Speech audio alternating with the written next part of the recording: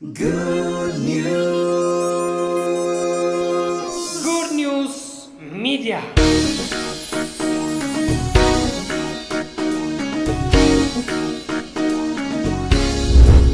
የልቦናችን አይኖች ሲከፈቱ ኦፕን ሲሆን አይናችን ሲበራ ሲገለጥልን የምናየው ነገር ስላለ መጽሐፍ ቅዱስ በኤፌሶን ምዕራፍ 1 ላይ ቁጥር 17 እና 18 ክሊር አድርጎ ያስረዳን እውነት ስላለ ከ17 እስከ 19 በሱ ላይ እንግዲህ መሰረት አድርገን አንድን ሐሳብ ርዕሳዊ ትምህርቶችን ጀምረናል። praise god the eyes of your heart flooded with light እንደውም እንግሊዘኛው ከNIV ወሰድኩት ነው። በጣም ደስ ብሎኛልና የልቦናችን አይኖች flooded ይላልና with light በብርሃን ሲሞሉ ወይም ሲገነፍሉ ወይም እንደ ጎርፍ ሲሆኑ ማለት ነውና ፍለድ ጎርፍ ነው አይደል? ግን ሲሞሉ ይላል። ሲሞላ የልቦናችን አይኖች ሲሞላ ሲከፈት ሲናይ የሚሆነው የምናየው ነገር እንዳለ ያስረዳልና ሳምንት እንግዲህ ሐሳብ ጀምረናል። የምንማርበትን ዓላማ ሳምንት ተናግሬያለሁ። የምንማርበት ዓላማ የልቦናችን አይኖች ሲከፈቱ ልናየውና ልንረዳው የምንችለውን ለመለየት ነው ብለናል። ቅዱሳን ለልቦናቸው አይኖች መከፈት ዘወትር ጸሎት እንደሚያስፈልጋቸውም ለማስረዳት ነው። እንዲሁም ደግሞ አማኞች በክርስቶስ በመሆናቸውና መንፈስ ቅዱስን በመቀበላቸው ምክንያት እንዲያው ማለት እንዲያው ነው፣ በነፃ ጌታ ይባረክ፣ እንዲያው የተሰጣቸውን ወይም የተቀበሉትን እንዲያውቁ ደግሞም በተቀበሉትና በተካፈሉት የሥርዓት እንዲመላለሱ ለማድረግ ነው። ስለዚህ የምንማርበት ዓላማ ለነዚህ 3 ነጥቦች ነውና ለተከታታይ ጊዜያቶች የምንማረው ማለት ነው። ሳምንት እንግዲህ ነክተነዋል። ያው ዋናው ጥቅስ ያለው ይህም የልቦናቸው አይኖች ሲበሩ የመጥራቱ ተስፋ ምን እንዲሆን በቅዱሳንም ያለው በቅዱሳን ዘንድ ያለው የርስት ክብር ባለጠግነት ምን እንዲሆን ለምናምን ከሁሉ የሚበልጥ የኃይሉ ታላቅነት ምን እንዲሆን ታውቁ ዘንድ ነው። እንግሊዘኛው ክሊር ነው። the eyes of your understanding እሷን የፈለኳት the eyes of your understanding የልቦናችሁ አይኖች ሲከፈት የልቦናችሁ አይኖች ልቦናችን የሚለው understanding የመረዳታችን አይኖች ሲከፈቱ ማለት ነው። የልቦናችሁ አይኖች ሲል the eyes of your understanding የመረዳትህ አይን understand ነው። ባጭሩ ይህን ትምህርት በዚህም ገለበጣችሁ በዚህም ሁለት ነገር ነው። understand and knowing ነው። ማወቅና መረዳት ነው። በቃ የሚያወራው ታውቁ ዘንድ ይላል። ሲጨርስም በቃ ታውቁ ዘንድ ዋናው እንድናውቅ ነው። የተደረገውን እንድናውቅ ነው። አማርኛችንም እንደዛ ነው። ታላቅነት ምን እንዲሆን ታውቁ ዘንድ ነው። understand ታረጉ ነው። understand ስለዚህ ይሄ የልቦናችን አይኖች ሲከፈቱ የሚሆነው ነገር እንግዲህ ብዙ አለ። የልቦና አይኖች ማለት ቶሎ ብዬ ሳምንት የተናገርኩትን ጠቀስ አድርጌ ብቻለፍ። የልቦና አይኖች ሲል አንደኛው የውስጥ አይኖች ወይም የውስጥ ሰውነት አይኖች ማለት ነው ብለናል፣ አይተናል። ሁለተኛው የእምነት አይኖች ማለት ነው። በእምነት ስንመለከት ማለት ነው። የውስጥ የሰውነት አይኖች የልቦናችን አይኖች ሲል የውስጥ የሰውነት አይኖች ምክንያቱም የተለያየ ቦታ ስለሚናገር የውስጥ ሰውነት አለ፣ የውጭ አይን አለ፣ የውስጥ አይን አለ ማለት ነው። የውጭ አይን እንዳለ ሁሉ የውጭም አይን አለ ማለት የልቦናቸው አይኖች ሲል እንዴ ልብም አይን አለው እንዴ እናተሉ የውስጥ አይን የሚለው የአንደርስታንድ የምናደርግበት ማለት ነውና የውጭ አይን እንዳለ ሁሉ የውስጥ አይንም እንዳለ የሚያስረዳበት ነው። ሌላኛው ደግሞ በእምነት ስንመለከት በእምነት ስንረዳ ምክንያቱም አንደርስታንድ የምናደርግበት በርግጥ የተደረገውን አንደርስታንድ የምናደርግበት ትሩዝ እንደሆነ ስለሚገልጥ ነው። ሁለተኛ ቆሮንቶስ 4 ከ16 እስከ 18 ድረስ ምንድነው የሚለው? ስለዚህም አንታክትም፣ ነገር ግን የውጭ ሰውነታችን ቢጠፋ እንኳን የውስጥ ሰውነታችን ዕለት ዕለት ይታደሳል። የማይታየውን እንጂ የሚታየውን ባንመለከት። እንዴ ይሄ ደስ የሚል ቃል! የማይታየውን እንጂ የሚታየውን ባንመለከት። የማይታየውን መመልከት ይቻላል ማለት ነው። የማይታየውን የምትመለከቱት ግን በልቦናችሁ አይኖች ነው፣ በመረዳት አይናችሁ ነው የማይታየውን መመልከት የምንችለው እንጂ የሚታየውንማ ይሄንን የሚታየውን እንመለከታለን። ጊዜያዊ የሆነ ችግር ቢሆን የሚታይ አሉ። ግን ከሚታየው በላይ የማይታይ ደግሞ ግን ማየት የምንችለው ወይም የማየት ያለብን እውነት ደግሞ አለ ብሎ ነው የሚናገረውና ባንመለከት አለ መመልከት ይቻላል ማለት ነው።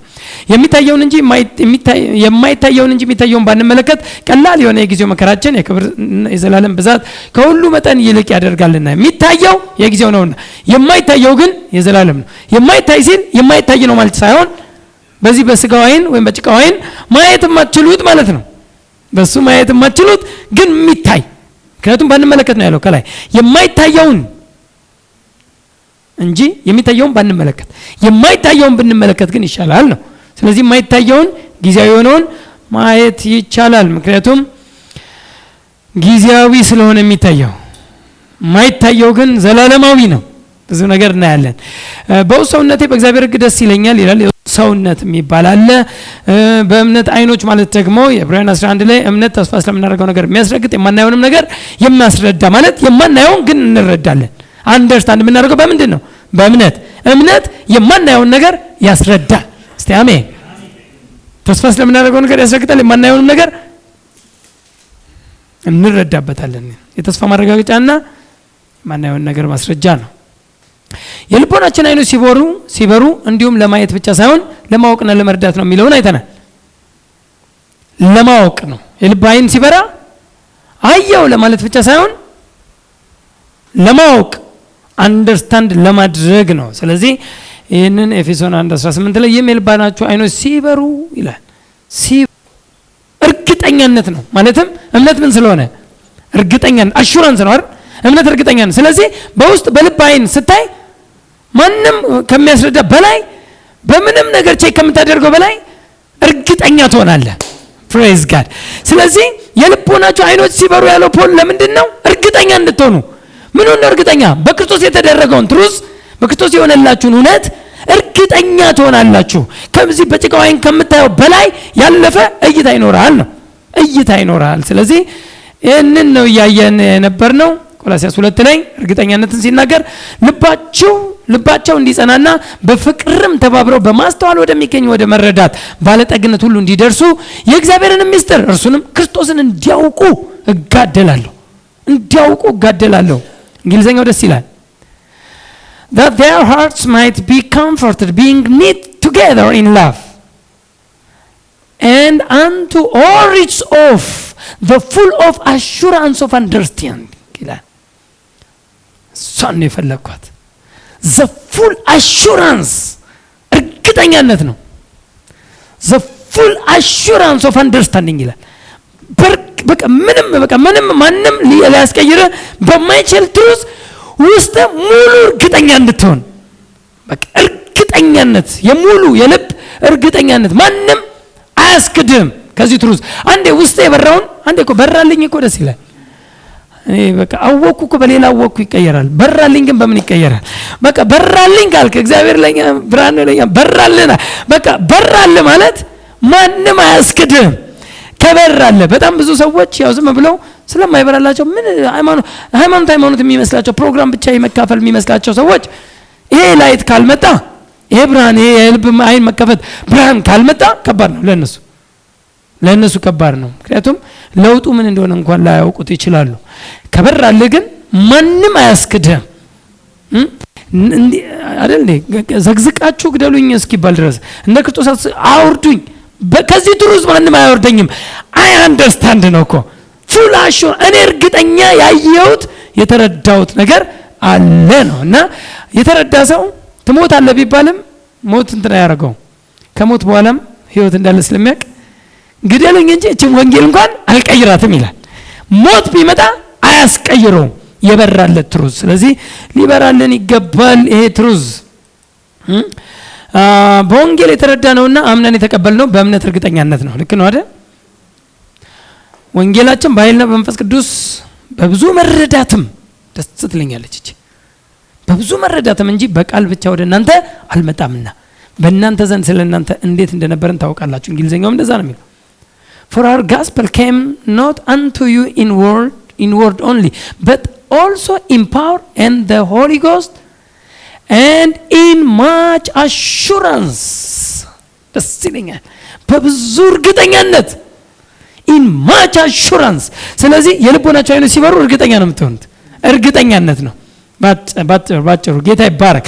ምክንያቱም እምነት እርግጠኛነት ስለሆነ የእግዚአብሔርን መኖር የልጁን ሞትና ትንሣኤ አይደል የተቀበልነው በአይናችን አይተን ሳይሆን በእምነት እርግጠኛነት ተረድተን ጌታ ተነስቷል ብለናል። ሞቷል ይላል መጽሐፍ ቅዱስ፣ ደግሞም ተነስቷል ተብሏል። በምን አወቅን? በእምነት የተቀበልነው አሽሯል። ግን እርግጠኛ ናቸው። ኢየሱስ እንደሞተ እርግጠኛ ናቸው። ለሰዎች ሁሉ በደል አንዱ ስለ ሁሉ እንደሞተ እርግጠኛ ናቸው። በምን አወቅን? በእምነት አምነን። ጌታ ይባረክ። ስለዚህ በእምነት እርግጠኛነት ማለት ነው። ልክ እንደዚሁ የልቦና አይኖችም ሲከፈቱ የሚሆነው ነገር አለ ማለት ነው። የልቦናችን አይኖች ሲበሩ ምን እናያለን? ዛሬ ሲጋ ነው እንግዲህ ነካ አድርጌ ማልፈው ምን እናያለን? ጥቅሱም መጀመሪያ ላንብበውና ምን እንደምናይ ያየን እየዘረዘርን እንሄዳለን። ኤፌሶን 1:17 እስከ 19 የክብር አባት የጌታችን ኢየሱስ ክርስቶስ አምላክ እርሱን በማወቅ የጥበብና የመገለጥ መንፈስ እንዲሰጣችሁ እለምናለሁ። ለምንድን ነው ይህም መንፈስ እንዲሰጣችሁ የሚለምነው? ይህም የልባችሁ አይኖች ሲበሩ ወይም የልቦናችሁ አይኖች ሲበሩ አንደኛ የመጥራቱ ተስፋ ምን እንዲሆን፣ ዛሬ እሷ ላይ ነው የምንቆየው። አብረተነዋል በቀይ ጌታ ይባረክ። የመጥራቱ ተስፋ ምን እንዲሆን፣ በቅዱሳንም ዘንድ ያለው የርስት ክብር ባለጠግነት ምን እንዲሆን፣ ለምናምን ከሁሉም የሚበልጥ የኃይሉ ታላቅነት ምን እንዲሆን ታውቁ ዘንድ ነው። እነዚህ ሶስት ነገሮች ነው እንግዲህ በደንብ ዘርዝረን እነዚህ የመጥራቱ ተስፋ፣ በቅዱሳን ዘንድ ያለው የርስት ክብር ባለጠግነት፣ እንዲሁም ደግሞ የኃይሉ ታላቅነትን በደንብ አድርገን በዝርዝር እናያለን። ዛሬ ግን ምን እናያለን የሚለውን አንዱን ፓርት ብቻ ልንካውና ልለፍክ። አሁን ካነበብነው ውስጥ እርሱ እኛን የጠራበትን ተስፋ እንረዳለን። የልቦናችሁ አይኖች ሲበሩ የተጠራችሁበት ተስፋ ምን እንደሆነ ታውቁታላችሁ። የመጠራታችሁ ተስፋ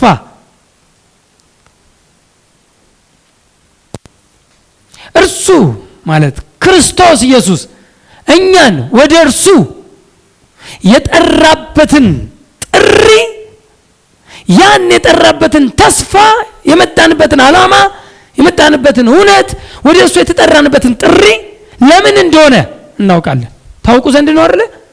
ታውቁ ዘንድ ነው። ምክንያቱም አንድ የልመለስና ጥቅሷ ላይ እዚህ ጋር ኤፌሶን 1:18 ይህም የልቦናችሁ አይኖች ሲበሩ ምንድን ነው አለ? የመጥራቱ ተስፋ ምን እንዲሆን ታውቁ ዘንድ ነው። አሜን። የመጥራቱ ተስፋ ምን እንዲሆን ታውቁ ዘንድ ነው።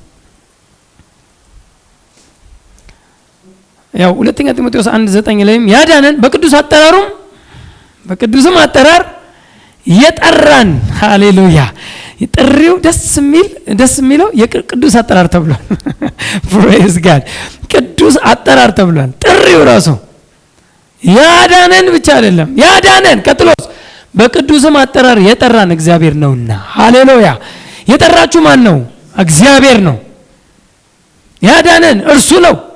ይህም እንደ ራሱ ሐሳብና ጸጋ መጠን ነው እንጂ እንደ ስራችን መጠን አይደለም። ይህም ጸጋ ከዘላለም ዘመናት በፊት በክርስቶስ ኢየሱስ ተሰጠን። በቅዱስ አጠራር የጠራን ዓላማ አለው። ለጥሪው ምላሽ ሰጥታችኋል። እንኳን ደስ አላችሁ። ሃሌሉያ። ብዙዎች ጌታ አሁንም እጁን እንዲሁ እንደዘረጋ ነው፣ አሁንም እጁን እንደዚሁ እንደዘረጋ ነው። ወደ እኔ ኑ የሚለውን ጥሪ አሁንም እየጠራ ነው ጌታ። ብዙዎች አሁንም ለዚህ ጥሪ ምላሽ እንዲሰጡ ወንጌልም እየሰሩ ነው። ጌታ ይባረክ። ምክንያቱም ኢየሱስ ወደ እኔ ኑ ብሎ ጠርቷል። የጠራው ታላቅ ግብዣ አድርጎ የጠራው ሁሉንም ነው። ወደ ግብዣው የመጣ ግን ይበላል። ለጥሪው ምላሽ የሰጠ ሰው ሁሉ ግን ተካፋይ ነው። በጣም ብዙ ብሌሲንግስ አለው፣ ብዙ በረከቶች አሉት። ወደዛ በረከት ነው የጠራን። ሃሌሉያ። ወደ ጥሪው የመጣን ሰዎች ብለስን እና አንደኛ የጠራን ለምንድን ነው? ለእረፍት ነው። ያው ለእረፍት ነው። ጌታ ይባረክ። ማቴዎስ 11:28 ላይ እናንተ ደካሞች ሸክማችሁ የከበደ ሁሉ ወደ እኔ ኑ። የመጥራቱ ተስፋ ማለት ነው። ጌታ ይባረክ። ምን እንደሆነ ወደ እኔ ኑ፣ ከዛስ እኔም አሳርፋችኋለሁ። ወደ ኢየሱስ የመጣ ነው ለማረፍ ነው። ሃሌሉያ። ወደ ኢየሱስ የመጣ ነው ለማረፍ ነው። ከመከራ ወደ መከራ አልተጋባንም።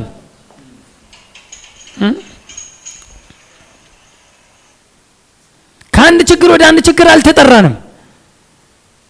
ከአንድ መከራ ወደ ሌላ መከራ አልተጠራንም። ከአንዱ ዕቃ ወደ አንዱ ዕቃ አልተጋባንም። ወደ ክርስቶስ የመጣ ነው ለማረፍ ነው። አሁን ይህንን መጀመሪያ ማወቅ ያስፈልጋል። እኔ የተጠራሁት ለእረፍት ነው። በቃ ና ያለኝ ለምንድን ነው? ለምን ጠራኝ? ይኸው አለ እኮ እኔም አሳርፋችኋለሁ። የጠራኋችሁ ጥሪ ወደ እኔ የጠራኋችሁ ዓላማ ላሳርፍ ነው። ለእረፍት ተጠርተሃል። ወደ እኔ ኑ ያልኩት ላሳርፍ ነው። የማያርፍ ሰው ያላረፈ ሰው በጌታም ሆኖ እረፍት የሌለው ሰው ካያችሁ ለዚህ ሰው የሚያስፈልገው የልቦናው ዓይን እንዲከፈት ብቻ ነው። ሌላ ምንም አይደለም። እንግዲህ ወደ ጌታ ከመጣ በኋላ ወደ ሌላ እንግዲህ ወደ ምንም አይጠራም። የመጨረሻው ጥሪ የጥሪ ሁሉ ትልቁ ግብ ወደ ክርስቶስ መምጣት ነው። ለዚህ ነው እነ ጴጥሮስ ከአንተ ወደ ማን እንሄዳለን? ከሌላው ወደ አንተ ይመጣል፣ ከዓለም ወደ አንተ ይመጣል እንጂ ከመቅበዝበዝ ወደ አንተ ይመጣል እንጂ ከአንተ ግን ወደ ማን ይኬዳል? ወደ ማን እንሄዳለን? ወደ አንተ እንጂ የሚመጣው። ስለዚህ ወደ ኢየሱስ መምጣት ማለት የጥሪ ሁሉ መጨረሻ ነው። ወደ ኢየሱስ መምጣት ማለት ለእረፍት ነው። ወደ እረፍቱ የጠራን ይላል መጽሐፍ ቅዱስ። ወደ እረፍቱ የጠራን እርሱ ከስራው ሁሉ እንዳረፈ አይደል እንዴ?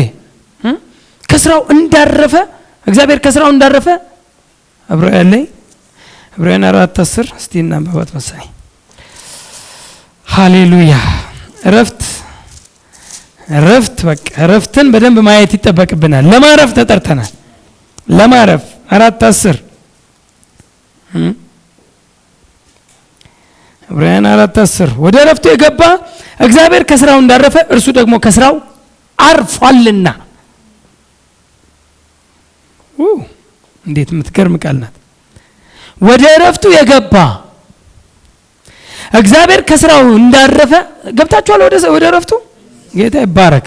ወደ እረፍቱ የገባ እግዚአብሔር ከስራው እንዳረፈ እርሱ ደግሞ ከስራው አርፏልና።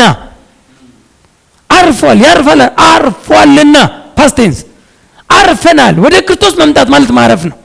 ከየትኛውም መቅበዝበዝ፣ ከየትኛውም የሰይጣን ጉልበት፣ ከየትኛውም ኃጢአት ካመጣብን ችግሮች ሁሉ፣ ካመጣብን ፍሬዎች ሁሉ፣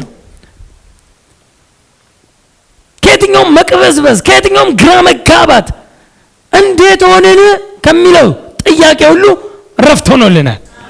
አሁን ከጥያቄ ምልክት ወደ 4 ነጥብ ገብተናል። ሃሌሉያ። ጌታንም ተቀብሎ ነገር ሁሉ ግን እንደው እንቆቅልሽ ነው ካለ ነው ችግሩ። ምን እንቆቅልሽ አለ? እንቆቅልሹማ ተፈታ። ጌታ ይባረክ። ምን እንቆቅልሽ አለ? ረፍት አይደል እንዴ? ሃሌሉያ። ምንም በክርስቶስ በመሆን ማረፍ፣ ልናርፍ ተጠርተናል። ስለዚህ የመጥራቱ ተስፋ ለማረፍ ነው የጠራን። ምን እንደሆነ ታውቁ ዘንድ አለ እኮ።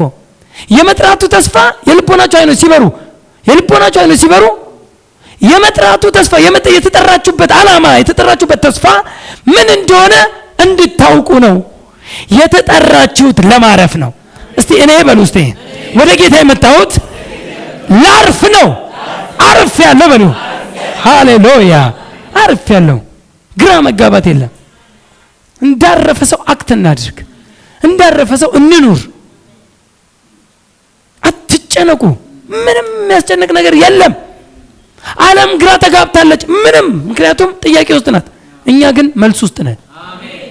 እኛ በክርስቶስ መልስ ውስጥ ነን። መልሱን አግኝተነዋል። እኛ እኮ ስላረፍን ነው ሰዎችን ኑረፉ ብለን ወንጌል ምን ሰብከው። ኑረፉ እንዴ! ያላረፈ ሰው እንዴት ሰዎችን እንዴት ይጠራል? እንዴት ይጠራል? አይጠራም። እኛ ግን ሂዱ ጥሩ የተባልነው ስላረፋችሁ፣ ባረፋችሁበት ማረፍ ሌሎች እንዲያርፉ ሂዱና ጥሩ ነው። ሂዱ ወደዚህ እውነት ጥሯቸው ሰዎችን ነው። ስለዚህ የመጥራቱ ተስፋ አንዱ ለምንድን ነው? ለእረፍት ነው። የጠራ ለምንድን ነው? ለእረፍት ነው። ሁለተኛ የክርስቶስን በጎነት እንድንናገር ተጠርተናል። ሃሌሉያ። በጎነቱን ለማውራት ተጠርተናል። ጌታ አይታወቅም አትብልም፣ ይታወቃል፣ ታውቋል። አንዳንዴ እንዲያረጋል አንዳንዴ እንዲያረጋል አይባልም። እግዚአብሔር አንዳንዴ መልካም ነው፣ አንዳንዴ መልካም ነው። በቃ የምናውቀው እግዚአብሔርን መልካምና መልካም ብቻ ነው። ሃሌሉያ። ልናወራም የተጠራ ነው እግዚአብሔር መልካም ብቻ ነው። እግዚአብሔር ላይ ምንም የምንለጥፈው ችግር የለበትም። እግዚአብሔርን ብላክ ኤንድ ዋይት ያደርጋል ሃይማኖት። ይሰጣል ይነሳል ይላሉ። አይነሳም፣ ይሰጣል ያበዛል። ህይወት እንዲሆንላችሁ ቀጥሎስ እንድነሳችሁ ነው ያለው። አዎ ይሰጣል ያበዛል። አሁን በማንነቱ እሱን አለማወቅ ችግር ነው። እንደ ማንነቱ ካወቀው ይሰጣል ያበዛል። እስቲ አሜን በሉ። እስቲ ህይወት እንዲሆንላችሁ ያንንም ህይወት ኢንጆይ እንድታደርጉት ይላል። ኢንጆይ እንድታደርግ ነው የመጣው። አንድ ቨርዥን እንደዛ ይላል። ህይወት እንዲሆንላችሁ እንዲበዛላችሁ የሚለው አባንደንትሊ የሚለው ኢንጆይ እንድታደርጉት የሰጠ ላይፍ ኢንጆይ የምታደርገውን አትወጣጠሩ። ጌታ ይባረክ። ምንም የሚወጣጥረን የሚያስጨንቀን ነገር የለም። አትጨናነቁ። ጌታ ይባረክ። ወደ እርሱ መምጣት ማረፍ ነው። ወደ እርሱ መምጣት በጎነቱንም እንድንናገር ነው። እግዚአብሔር በጎ ብቻ ነው። እግዚአብሔር መልካም ብቻ ነው። በጎ ማለት ጉድ የሚለው ቃል ነው። ጉድ ሂዝ ጉድነስ፣ መልካምነቱን ለማውራት በጎነቱን ለማውራት ተጠርተናል። አንደኛ ጴጥሮስ 2:9 እንደዛ ነው የሚለው። እናንተ ግን ከጨለማ ወደሚደነቅ ብርሃኑ ምን ያላችሁ የጠራችሁ። ስለዚህ የጥሪው አይደል ኤፌሶን 1 እንደዛ ነው የሚለው። የመጥራቱ ተስፋ ምን እንደሆነ እንድታውቁ ነው። የልባችሁ አይኖች የሚበሩት የተጠራችሁበት ዓላማ እንዲገባችሁ ነው። የጠራን አለ ወደሚደነቅ ብርሃኑ የጠራችሁ የእርሱን በጎነት እንድትነግሩ ነው። ሃሌሉያ። የእርሱን በጎነት የእርሱን መልካምነት። ምክንያቱም የተጠራ ሁሉ ከበጎነቱ በልቷል፣ ከበጎነቱ ቀምሷል። ስለዚህ የቀመሰ የበላ የእግዚአብሔርን በጎነት የተካፈለ ሰው ሁሉ የእርሱን በጎነት ሄዶ ምን ያደርጋል? ያወራል። በጎነቱን ተካፍለናል። ስለዚህ የእርሱን በጎነት እንድትነግሩ። እስቲ አሜን። አፋችን የሚከፈተው በእግዚአብሔር መልካምነት ብቻ ነው። እግዚአብሔር መልካም ነው። ዝም ብላችሁ የሆነ ነገርም ሲሆን መልካም ነው እግዚአብሔር በል። በቃ ከምንም ውጣ። እግዚአብሔር እንግዲህ አንዳንድ ጊዜ አትበል።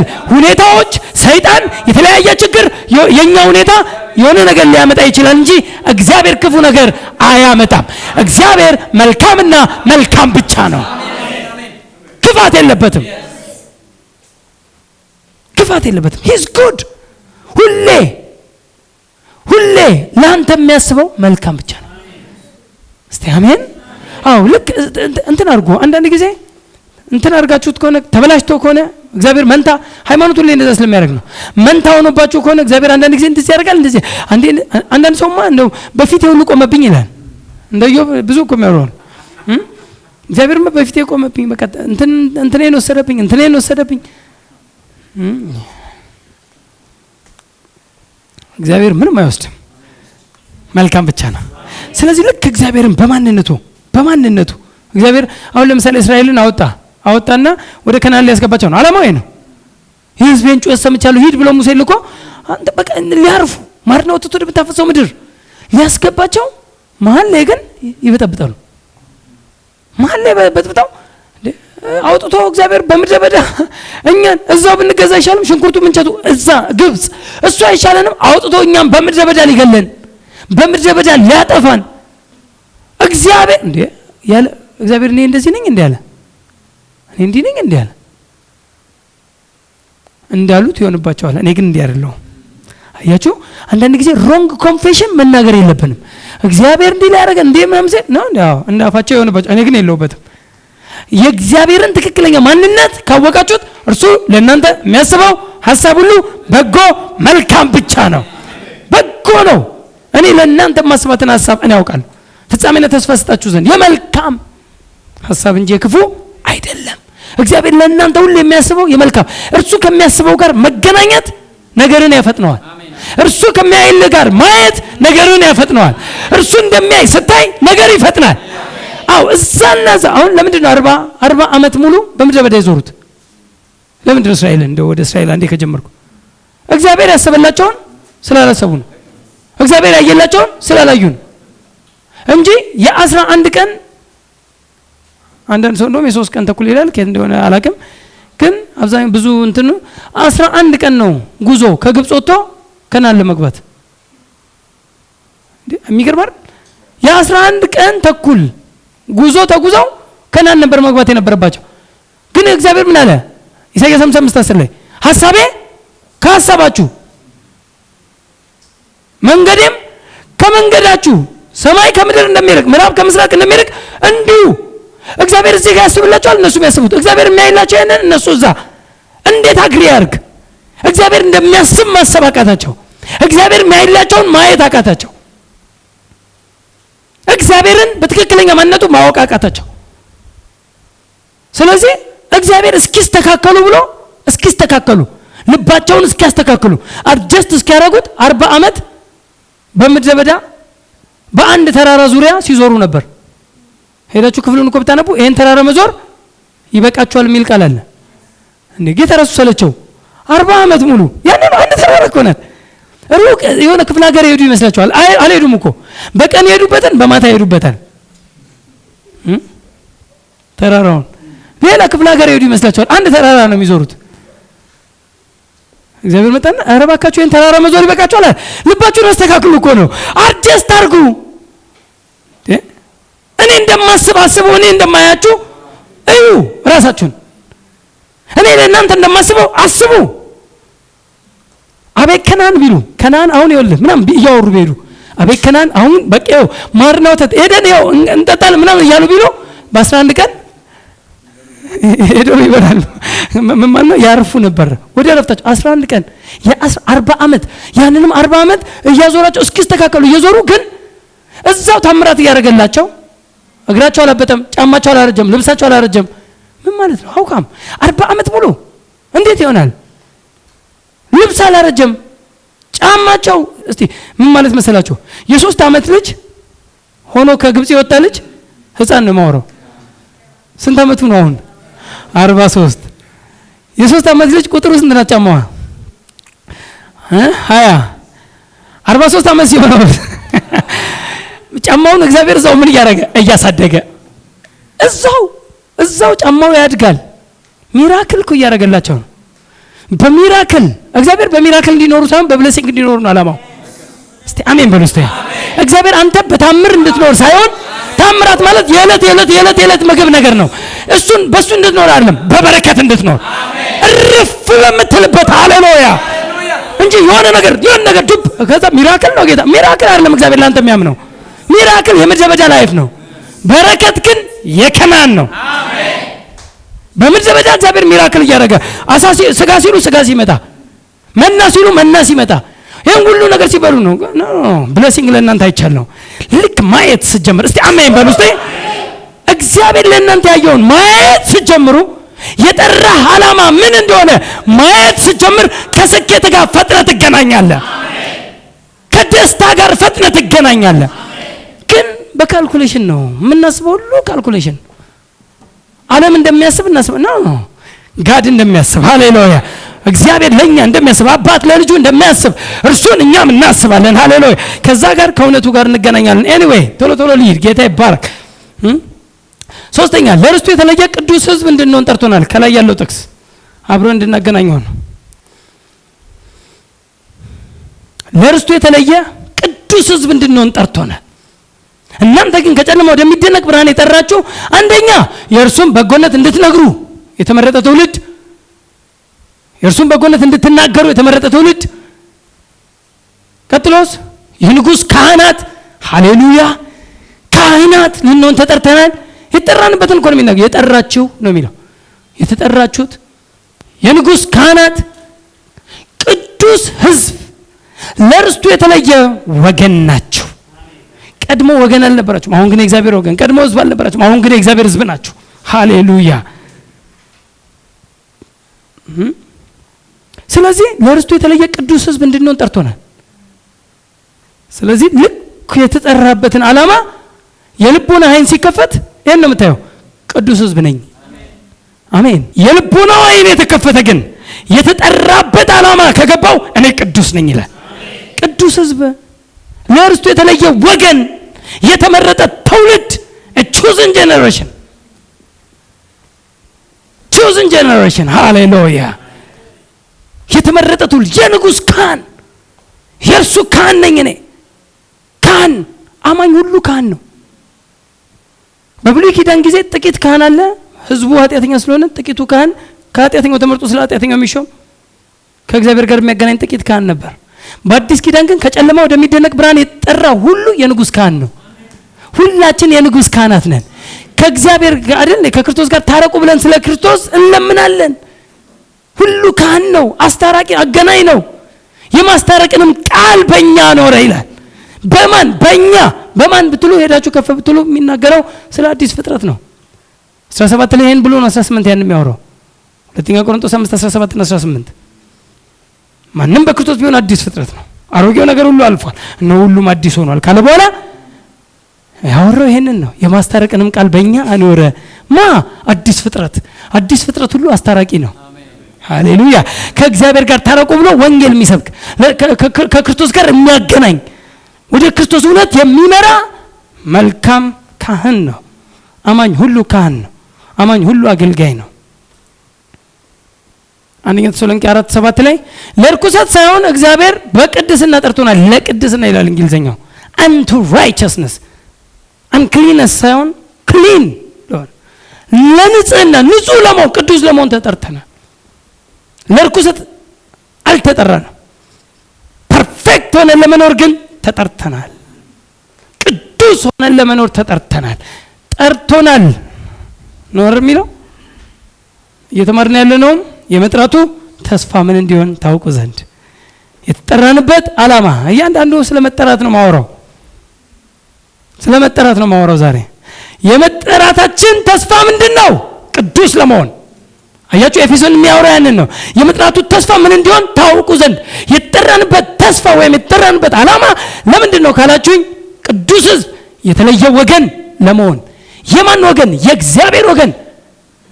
እንግዲህ ከእንግዲህ ወዲህ ከእግዚአብሔር ጋር ቤተሰቦችና ከቅዱሳን ጋር ባላገሮች፣ የእግዚአብሔር ቤተሰብ እንግዲህ ከእንግዲህ ወዲህ ከጥሪው በኋላ ኤፌሶን 2:17 እና 18። ስለዚህ የእግዚአብሔር ሕዝቦች ነን፣ ቅዱስ ሕዝብ ነን። እስቲ ቅዱስ ሕዝብ ነኝ በሉ። ሃሌሉያ።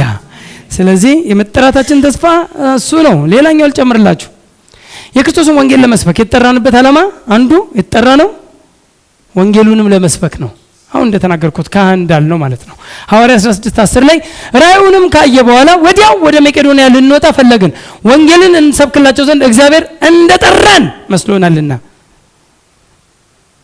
ወንጌልን እንሰብክ ዘንድ እንደተጠራን የመጥራቱ ተስፋ አንዱ ምንድነው? እኛም ለሌሎች በጨለማ ውስጥ ላሉት ብርሃን ምክንያት እንድንሆን፣ ብርሃንን እንዲካፈሉ፣ በብርሃን እንዲካፈሉ፣ ይሄን ብርሃን ትሩዝ እንዲካፈሉ፣ ይሄን ረፍት እንዲካፈሉ፣ አሁን እናንተ ጋር እንደደረሰው ይሄ ደስታ እንዲካፈሉ፣ ሰላም እንዲካፈሉ፣ ረፍት እንዲካፈሉ። ስለዚህ እንደጠራን ገላትያ 1:15 እና 16 ነገር ግን በእናቴ ማህፀን ሳለሁ የለየኝ፣ ቀጥሎስ በጸጋውም የጠራኝ። ለምን የጠራሁት? የመጥራቱ ተስፋ ምንድነው ታዲያ? የጠራኝ እግዚአብሔር በአሕዛብ መካከል ስለ እርሱ ወንጌልን ሰብክ ዘንድ። እስቲ አሜን በሉ። እስቲ የተጠራሁት ወንጌልን ሰብክ ዘንድ ነው። እስቲ መጠራታችሁ የሚገባችሁ ተጠርቻለሁ የምትሉ ለጥሪው ምን ላይ ሰጥቻለሁ? ወንጌልን ሰብክ ይገባል። ሃሌሉያ። ወንጌልን መስበክ ይገባናል። የተጠራነው አንዱ ወንጌልንም ለመስበክ እንደሆነ ልናውቅ ይገባል። ታውቁ ዘንድ ነው የሚለው። የተጠራንበትን ዓላማ አንዱ ማወቅ ያለብን ስለ እርሱ ወንጌልን ሰብክ ዘንድ ልጁን በእኔ ሁኔታ ሊገልጥ በወደደ ጊዜ ወዲያው ከስጋና ከደም ጋር አልተማከርኩም። ልጁን በእኔ ሁኔታ። አሜን። በአንተ ሁኔታ ነው ክርስቶስ የሚገለጠው። በአንተ ሁኔታ፣ ልጁን በእኔ ሁኔታ። ዝምተኛ ከሆንክ በዝምታህ፣ በአንተ ሁኔታ የግድ ለብላባ መሆን አይጠበቅብህም ማለት ነው። ዝምተኛ ከሆንክ በዝምተኛነትህ ግን ልጁ ይገለጣል። ለብላባ ከሆንክ ደግሞ ማን ነው እንትን ያደረገ የሚያበርድ ሰው? ልክ በጌታ ሲሆን ኃይለኛ ፈጣን የነበረ ከመብረቅ ላይ ኤሌክትሪክ ሲቀጥል የነበረ ሰው የሚባለው ከምላስ ላይ ምራቅ ይሰርቃል የሚባለው ፈጣን የሆነ ሰውዬ ልክ በጌታ ሲሆን እንትን የሆነ በቃ ምንም ማን ሆናለ? ያንኑ ሁኔታ ጌታ ይፈልገዋል።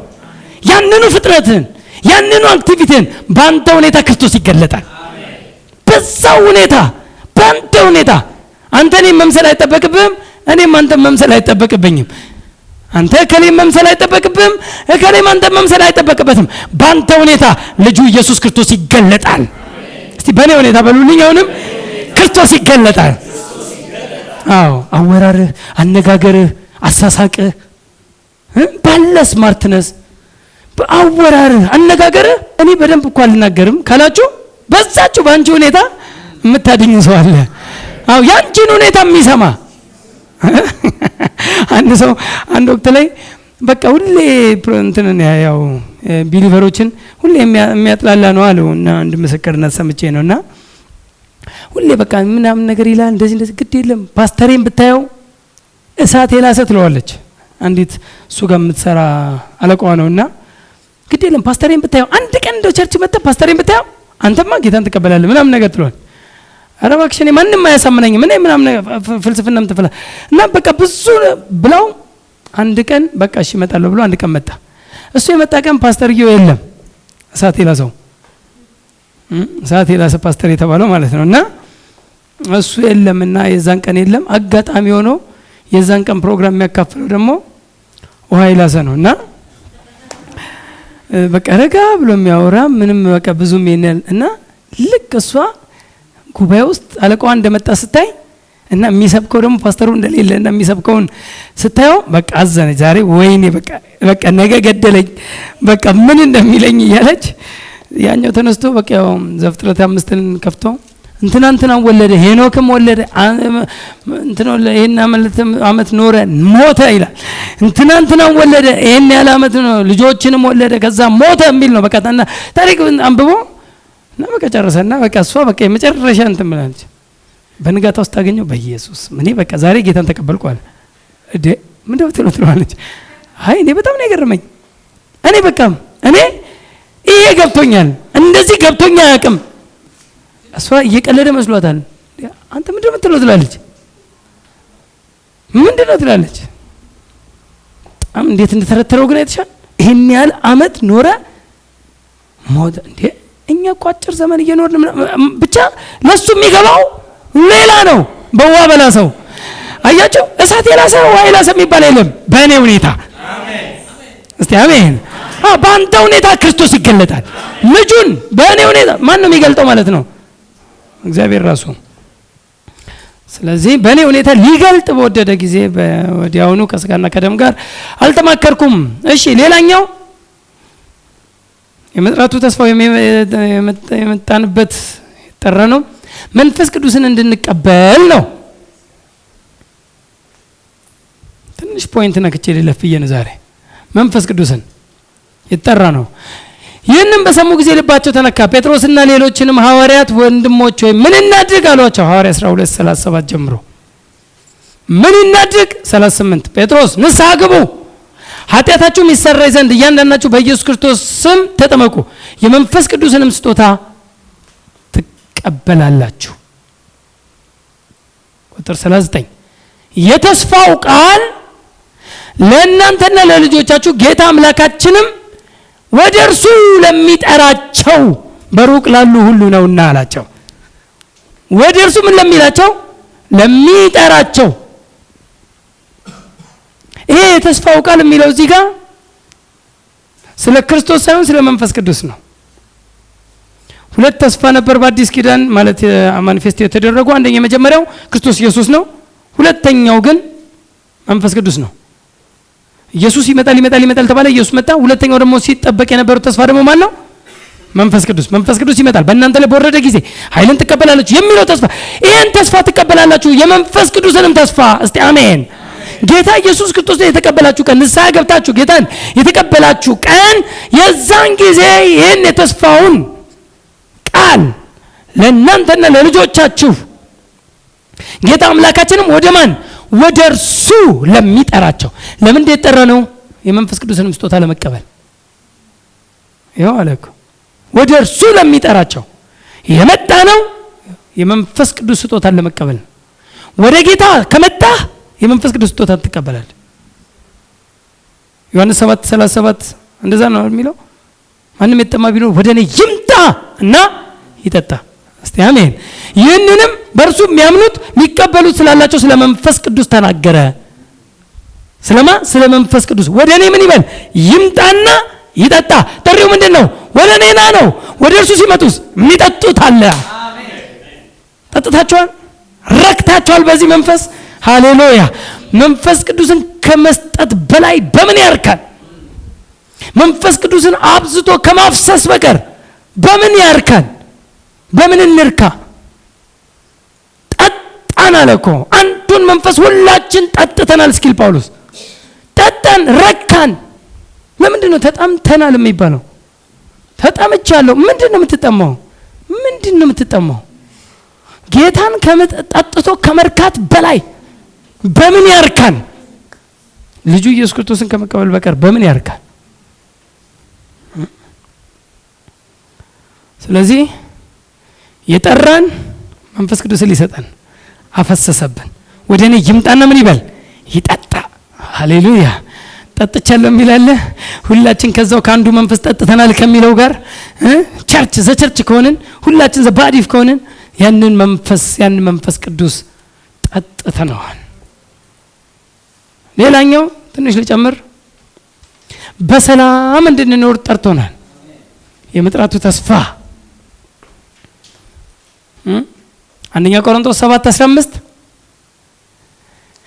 የማያምን ግን ቢለይ የሚያወራው ስለሌላ ነው ወንድም ቢሆን ወይም እህት እንደሚመስል ነገር አይገዙ ማለት እግዚአብሔር ግን በሰላም ጠርቶናል ይላል እንግሊዘኛው ለሰላም ጠርቶናል የተጠራ ነው ሰላምን ለመካፈል ነው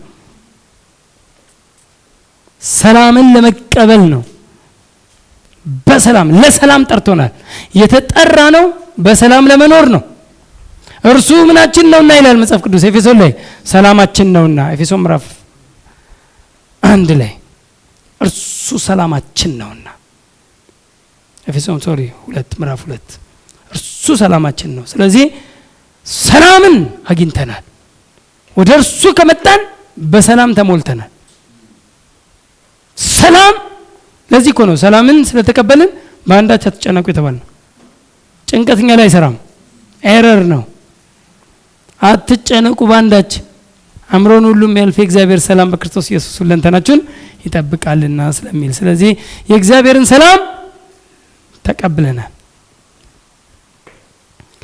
ሌላኛውስ በረከትን እንድንወርስ ጠርቶናል አሁንም የተጠራንበትን ጥሪ ነው እንዳለ ማወራው ጥሪ ነው የመጥራቱ ተስፋ ምን እንዲሆን ታውቁ ዘንድ ነው ስለሚል የተጠራንበትን ዓላማ እንድናውቅ ነው በረከትን እንድንወርስ ተጠርተናል አንደኛ ጴጥሮስ 3:9 ላይ ክፉን በክፉ ፈንታ ወይም ስድብን በስድብ ፈንታ አትመልሱ በዚህ ፈንታ ባርኩ እንጂ ለምን በረከትን ልትወርሱ ለዚህ ተጠርታችኋልና አሜን በረከትን ለመውረስ ተጠርተናል የመጥራቱ ተስፋ ለበረከት ነው የመጥራቱ ተስፋ ምን እንዲሆን ታውቁ ዘንድ ነው የልቦናችሁ አይኖች ሲበሩ የመጥራቱ የተጠራችሁበት ጥሪ ምክንያት ምን እንደሆነ ታውቃላችሁ የተጠራ ነው በረከትን ልንወርስ ነው እያንዳንዳችሁን ይላል ኤፌሶን ላይ ሐዋርያ ሥራ ምዕራፍ 3 ቁጥር 26 ለእናንተ አስቀድሞ እግዚአብሔር ብላቴናውን አስነስቶ እያንዳንዳችሁን ከክፋታችሁ እየመለሰ ይባርካችሁ ዘንድ ሰደደው ከክፋት የተመለሰ ሁሉ ለምንድን ነው ለበረከት ነው እያንዳንዳችሁን ከክፋታችሁ እየመለሰ ይባርካችሁ ዘንድ ሰደደው ኢየሱስ የመጣው ሊባርከን ነው እስቲ ተባርካለሁ በሉ እስቲ ሃሌሉያ ጌታን አገኘ ማለት ተባርካል የተባረከ ሕዝብ ነህ ኤፌሶን 1:3 እንደዛ ነው የሚናገረው በክርስቶስም በሰማያዊ ስፍራ በመንፈሳዊ በረከት ሁሉ የባረከን we are already blessed። ምን ያህል ህዝቦች ነን? የተባረክን። እስቲ አሜን። እስቲ የተባረኩ ነኝ በሉ እስቲ አሁንም ሃሌሉያ። መባረክን ግን በደንብ የምታውቀው አሁን በጣም ብዙ ሰው መባረኩን አይደለም እርግማን እንዳለበት ነው የሚያውቀው። ብዙ አማኝ ይሄ ሰውዬ እርግማን አለብኝ እኔማ ምናምን ነገር እርግማን አለብኝ እኛ ቤትማ የሆነ እርግማንማ አለ ይላል። እኛ ቤትማ እርግማን። ለዚህ ሰውዬው የሚያስፈልገው የልቡ ዓይን መብራት ብቻ ነው።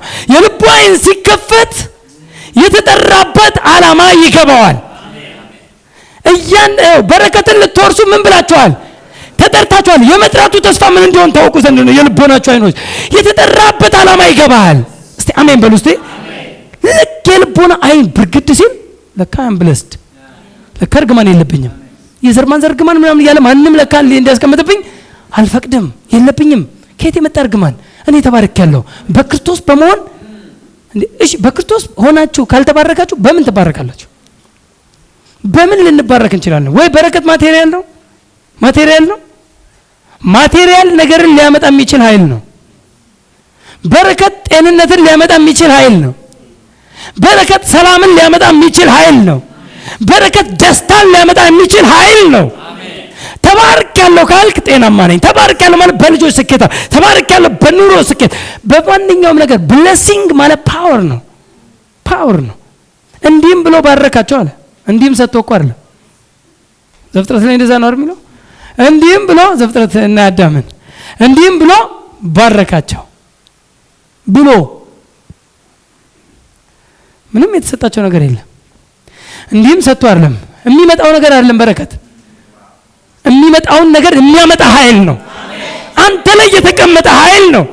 የፈለከውን ነገር ልታመጣ የምትችልበት ኢምፓወር የሚያደርግ ፓወር እንጂ ማቴሪያሉ አይደለም። በረከት ማለት በማቴሪያል ከሆነ የሚበልጡን ግን ያልተባረኩ ብዙ ዓለማውያኖች አሉ። አልተባረኩም በገንዘብ በመኪና በንብረት። አንተ ግን ተባርከሃል። አም ብለስድ ትላለህ። እኔ እኮ የተባረኩ ነኝ። ኪሴ እጥረት ቢኖረው የተባረኩ ነኝ። አካውንቴ ዲጂቱ ቢቀንስ እኔ ግን የተባረኩ ነኝ። ምን አደርጋለሁ? እሞላዋለሁ።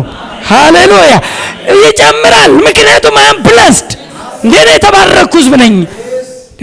እኔ እርጉም አይደለሁም።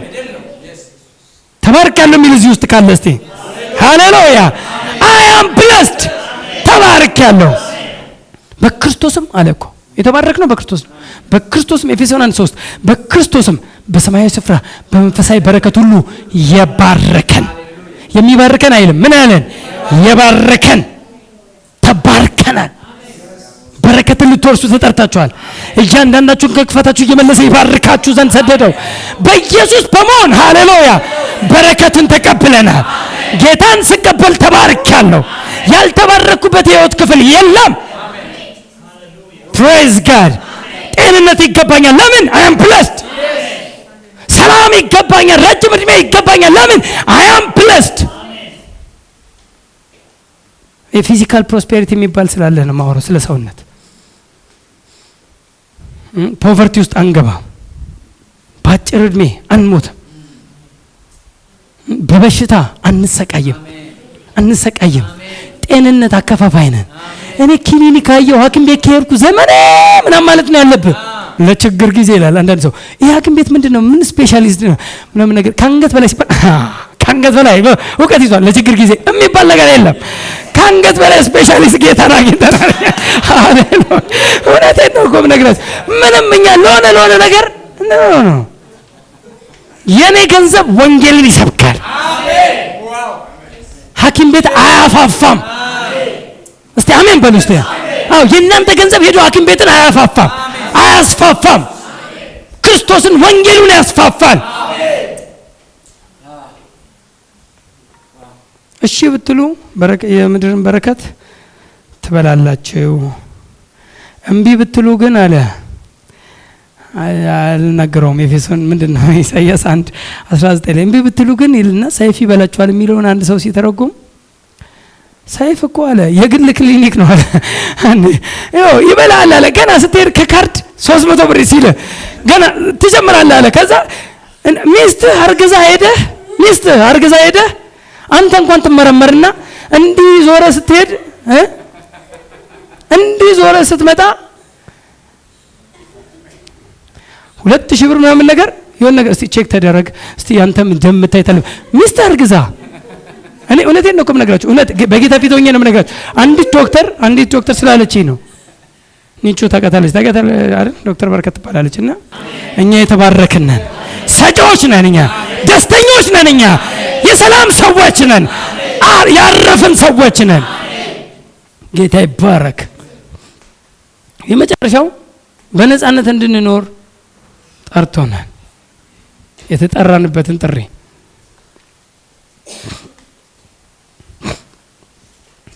ወደ ገላትያ ሰዎች 5:13 ላይ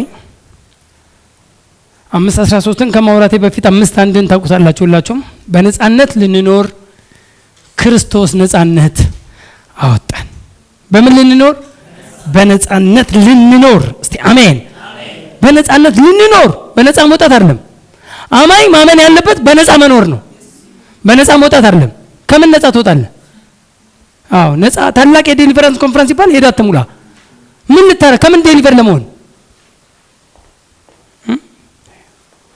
አሁን ጴንጤኮ እውነቴን ነው የምነግራችሁ ታላቅ የዴሊቨራንስ የነጻ መውጣት ኮንፈረንስ ይባል የመጀመሪያ ከፊት ሄዶ የሚሰለፈው እሱ ነው ከምን ነጻ እንደሚወጣ አይገባኝም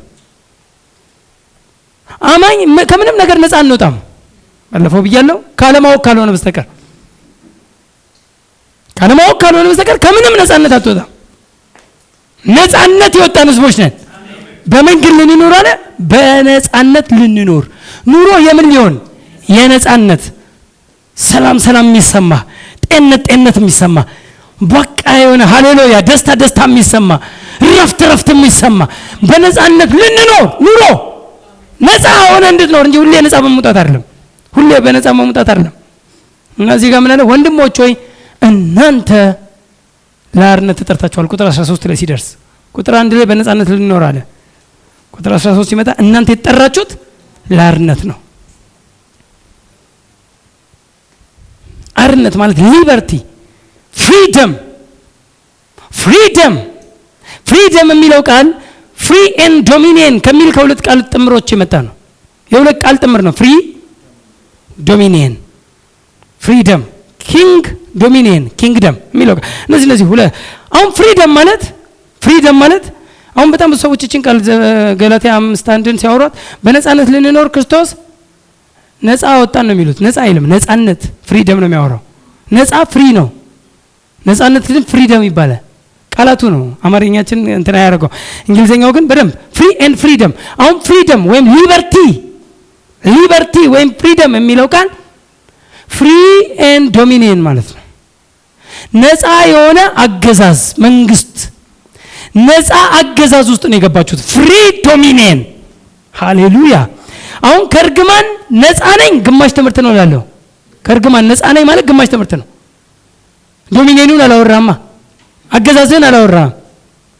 ከርግማን I am free from curse ግማሽ ትምህርት ነው ፍሪ ልክ ነው ሙሉ አርገው ሙሉ የምታረገው በበረከት ነው አልተባረከለ ስትል ነው ከርግማን ነጻ ወጥቻለሁ ፍሪ ነው ፍሪደሙ ግን ፍሪ ዶሚኒየኑ ግን በበረከት እኖራለሁ ነው እርግማን የለብኝም ብቻ ሳይሆን እኔ ምን ያልኩ ነኝ የተባረኩ ነኝ እስቲ አሜን አው የሆንከው መናገር ከዛ ውስጥ ነጻ ወጥቻለሁ ብቻ ሳይሆን ነጻ ወጥቻለሁ እኮ ብቻ ሙሉ አይደለም ነጻ ወጥቻለሁ ነጻ መውጣት ብቻ አይደለም ግማሽ ነው ልክ ነው ግን ግማሽ ነው እኔ ምንድን ነኝ የተባረኩ መረገም የማልችል እስቲ አሜን እስራኤልን እኮ ሂድና እርገም ሲባል ማን ነው የሆነ ሰው በላም ሂድና እርገም ሲባል እንዴ መርገም አይቻልም ማለት እስራኤልን እኮ መርገም አይቻልም ማለት ለምን ብለስድ ናቸው መረገም የማይችል ፒፕል ነው አለ እንዴት ብዬ ልርገም እንኳን አፌን ስከፍት ባርካለሁ አለ ተሳስቼ እንኳን አፌን በከፍት አይቻልም አለ እኛም ማንም ሊረግምህ እርግማን ሊያስቀምጥብህ አይችልም የተባረከ ህዝብ ነህ አንተ ቡሩክ ነህ ሃሌሉያ ወተር ፕሩፍ እንደምንል ከርስ ፕሩፍ ነን እኛ እርግማንን እናንሸራለን እኛ ውስጥ መግባት አይችልም ሰው ለምን ሰው እኮ በቃ ሲፈራ ሟርተኞች አጠገባችን ቤታችን አካባቢ ገብተው ሟርተኞች ምን አገባኝ who cares ያ ሟርት ምን አገባኝ እኔ ስለ ሟርተኛ ሰው ሟርተኛን ሲፈራ ደጋሚው አሁንማ በቃ የሆነ ፍርሃት ወለድ መዝሙርና ፍርሃት ወለድ ጸሎቶች ሁሉ በዙ። መዝሙር እግዚአብሔር ነው። እሱ ቅዱስ ነው። እርሱ መልካም ነው። እርሱ ፍቅር ነው። ምን ደጋሚው ምንም ነገር ምንም ወያውዬ ስለተጨፈረ ምንም የሚመጣ ነገር የለም ይመስላል። በቃ የሆነ ደጋሚው ቢደክምብኝ ወይ እንዲህ የሚባል መዝሙር የለም። አውጣ እንዲህ ያነ መዝሙር ደጋሚ አንተ ላይ መድገም አይደል ቢደግምም አይደርስም። በብሉይ ኪዳን እንኳን በአንቺ ላይ የሚሰራ መሳሪያ ይከሽፋል ይላል በአዲሱ መደበኛ ትርጉም። በዚህኛው ቨርሽን በአንቺ ላይ የሚሰራ መሳሪያ ይከሽፋል፣ አይከናወንለትም። አሜን ትሽ ይላል ማለት ነው። ይከሽፋል ማለት ድሮ በእንትን አይተናል። በርችት ሲከሽፍ ከሸፈ እንላለን። በርችት ትሽ ይላል ማለት ነው። ማንም አንተ ላይ እንትን መሆን አይችልም። የሚሰራ መሳሪያ ሊሰሩ ይችላሉ፣ ግን አንተ ላይ አይሰራም ነው። አንተ የተባረክ ህዝብ ነህ። ሃሌሉያ። ስለዚህ ፍሪደሙን ለአርነት ለፍሪደም ተጠርተናል። ይጠራችሁት በፍሪደም ለመመላለስ፣ በሰላም ፍሪደም፣ በጤንነት ፍሪደም፣ በበረከት ፍሪደም፣ በብልጥግና ፍሪደም፣ ሃሌሉያ፣ በደስታ ፍሪደም፣ በሰላም ፍሪደም። ያንተ ዓለም ውስጥ ያለውን ቋንቋ ለይ። ዓለምክ ውስጥ መናገር ያለበትን ለይ። ያንተ ሲስተም ውስጥ ያንተ ዓለም ውስጥ የገባበት ወደ ፍቅሩ ልጅ መንግስት አፈለሰን። ኦኬ፣ እዚህኛው መንግስት ውስጥ የሚወራው ሰላም፣ እዚህኛው መንግስት ውስጥ የሚወራው በረከት፣ እዚህኛው በረከቱ እዚህኛው መንግስት ውስጥ የሚወራው ደስታ፣ ክብር፣ ማሸነፍ፣ ኃያልነት፣ ልጅነት። ሃሌሉያ። የመንግስትን ቋንቋ ላይ የእግዚአብሔር መንግስት ጽድቅ አለንም ሰላም በመንፈስ ቅዱስ የሆነ ደስታ ናት እንጂ መብልና መጠጥ አይደለችም። በእግዚአብሔር መንግስት ውስጥ ምን አለ ነው የሚለው? ጽድቅ፣ የራይቸስነስ ኪንግደም ነው። የሰላም ኪንግደም ነው። ጽድቅ፣ ሰላም፣ ቀጥሎስ ጆይ ኢን ዘ ሆሊ ጎስት ይላል። በመንፈስ ቅዱስ የሆነ ደስታ ናት። ስለዚህ እዚህኛው መንግስት ውስጥ ጆይ፣ ፍልቅልቅ ያለ ጆይ፣ ከፈለገ ሁሉ ነገር ይቅር፣ ምንም ነገር አይያዝ፣ በጆይ ተመላለስ። እንዲህ ጆይን አታሰርቅ ብራዘር። ሰው እኮ ተዘርፏል እኮ ጆይ ተዘርፏል። ከሳኩኝ እኮ ወይ የሆነች ትንሽ የሆነች ፉገራ ካየ ወይኔ ያመመኝ ይላል። ለምን የለውማ ስቆ አያውቅም። ስትራፖ ይዘዋል። ትንሽ ከሳቀ ሳቅ እንጂ ጌታ ይባረክ። ስትራፖ በቃ ሳቅ፣ በቃ በመሳቅ በቃ ለመሳቅ ተዘጋጁ ብሏላ። በመንፈስ ቅዱስ ሆነ just joy in the holy በመንፈስ ቅዱስ ከውስጥ ያንተ ጆይ በነገሮች መምጣትና መሄድ ይላችሁ። ሃፒነስ እና ጆይ ይለያያል። ጆይ በሆሊ ጎስት የሚገኝ ነው። ሃፒነስ ማለት ሃፕን ሲያደርግ ነው አንድ ነገር ደስታ የሚመጣው። በሆነ ነገር መምጣት፣ በሆነ ነገር መከሰት። የሆነ ልክ መኪና ሃፕን ሲሆን ሃፒነስ የሚለው ቃል የመጣው ሃፕን ከሚለው ነው። የሆነ ነገር ሲመጣ፣ መኪና ሲመጣ ከተደሰት ከሱ ሃፒነስ ይባላል። እሱ ፍጥረታዊ ሰውም ይደሰታል። ፍጥረታዊ ሰው ግን ሊደሰት የማይችልበት ታላቅ ደስታ ግን የቱ ነው ካልከኝ፣ በመንፈስ ቅዱስ የሆነ ደስታ። መንፈስ ቅዱስ ማን የተቀበለው? በክርስቶስ የዳነ አማኝ ሁሉ አንተ ተቀብለሃል። እስቲ መንፈስ ቅዱስ እኔ ውስጥ ነው በሉ። እስቲ ተነሱና እስቲ እናመስግን። እስቲ ጌታ ይባረክልናል።